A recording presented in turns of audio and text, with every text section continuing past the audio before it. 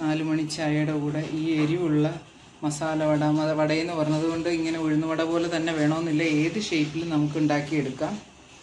അപ്പം ടാറ്റാ. ഞാനിപ്പോൾ രാത്രിയാണിത് എടുക്കുന്നത്, അതുകൊണ്ട് എല്ലാവർക്കും ഗുഡ് നൈറ്റ്.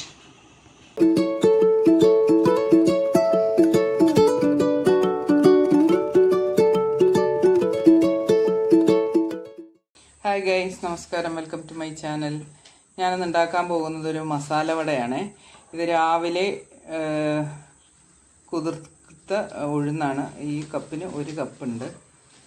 അപ്പോൾ ഈ വടയുടെ പ്രത്യേകത എന്ന് പറയുന്നത് സാമ്പാറോ ചമ്മന്തിയോ ഒന്നും വേണ്ട, നമുക്ക് അല്ലാതെ തന്നെ കഴിക്കാൻ പറ്റുന്ന ചൂട് ചായയോടുകൂടി ചെറിയ എരിവോടുകൂടി കഴിക്കാൻ പറ്റുന്ന നല്ല അടിപൊളി മസാല വട. അപ്പം നമുക്ക് വീഡിയോയിലേക്ക് പോകാം. വെള്ളം ഒട്ടും ചേർക്കാതെ നല്ല ഫൈനായിട്ട് അരച്ചെടുക്കണം. അഥവാ ഇപ്പോൾ ഇതിൽ നിന്ന് കുറച്ച് വെള്ളമൊക്കെ വീഴുന്നുണ്ട്, ആ വെള്ളം മാത്രം മതി. നമ്മൾ നന്നായി അരച്ചെടുക്കണം. ഞാൻ അരച്ചിട്ട് കാണിക്കാം.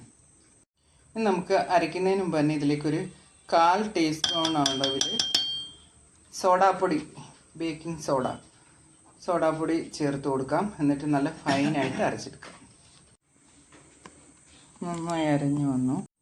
ഇനി ഇതിനെ മിക്സിയുടെ ചെറിയ ജാറിലേക്ക് ഒരു ചെറിയ കഷ്ണം ഇഞ്ചി, ഒരു 10-20 കുരുമുളക്, ഇത്രയും പെരിഞ്ജീരകം, 1/4 സ്പൂൺ അളവിൽ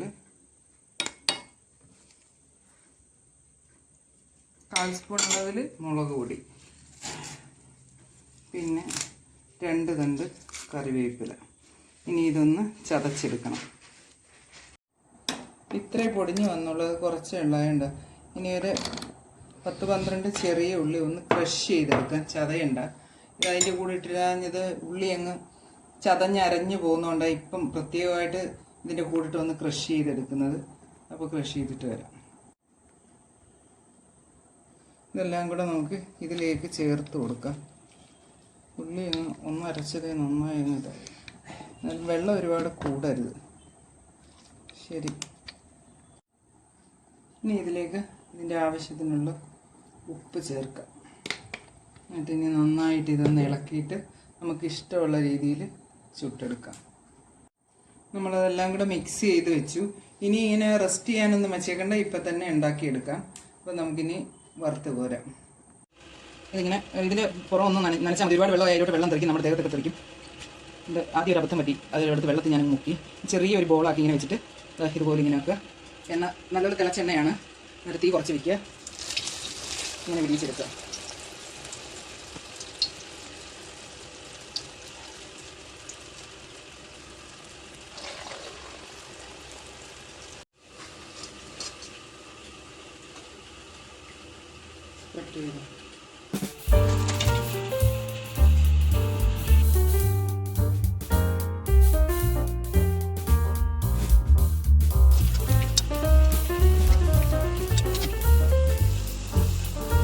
ഇരുമ്പിൻ്റെ ചട്ടി ആയതുകൊണ്ടാണ് അത് അടിയിൽ പിടിച്ചിരിക്കുന്നത്.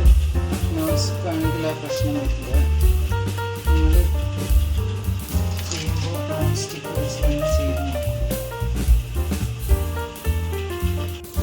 നമ്മുടെ വടയെല്ലാം ഇതിപ്പോൾ വടയെന്ന് പറഞ്ഞതുകൊണ്ട് ഉഴുന്നുവടയുടെ ഷേപ്പ് തന്നെ വേണമെന്നില്ല. ഞാൻ 2-3 ഉരുണ്ടതും ഒക്കെ ആക്കിയിട്ടുണ്ട്, വെച്ചിട്ടുണ്ട്.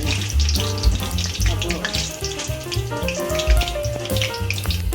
2-3 ബോൾസ് പോലൊക്കെ ഉണ്ട്. നിങ്ങൾക്ക് ഇഷ്ടമുള്ള ഷേപ്പിൽ, എനിക്ക് വടയുടെ പോലെ ഉഴുന്നുവടയുടെ ഷേപ്പിലും ഉണ്ടാക്കി ഞാൻ പിന്നെ കുറച്ച് ബോൾസ് പോലെ ഉണ്ടാക്കി. അപ്പോൾ പുളിയായി വന്നിട്ടുണ്ട്. നല്ല ടേസ്റ്റിയാണ് ചായയുടെ കൂടെ കഴിക്കാൻ. അപ്പോൾ എല്ലാവരും ഇതൊന്ന് ചെയ്ത് നോക്കൂ. ആരെങ്കിലും എൻ്റെ ചാനൽ സബ്സ്ക്രൈബ് ചെയ്താണ് കാണുന്നതെങ്കിൽ പ്ലീസ് ഒന്ന് സബ്സ്ക്രൈബ് ചെയ്യണേ. അപ്പോൾ എല്ലാവരും 4 മണി ചായയുടെ കൂടെ ഈ എരിവുള്ള മസാല വടയെന്ന് പറഞ്ഞതുകൊണ്ട് ഇങ്ങനെ ഉഴുന്നുവട പോലെ തന്നെ വേണമെന്നില്ല, ഏത് ഷേപ്പിലും നമുക്ക് ഉണ്ടാക്കിയെടുക്കാം. അപ്പം ടാറ്റാ. ഞാനിപ്പോൾ രാത്രിയാണിത് എടുക്കുന്നത്, അതുകൊണ്ട് എല്ലാവർക്കും ഗുഡ് നൈറ്റ്.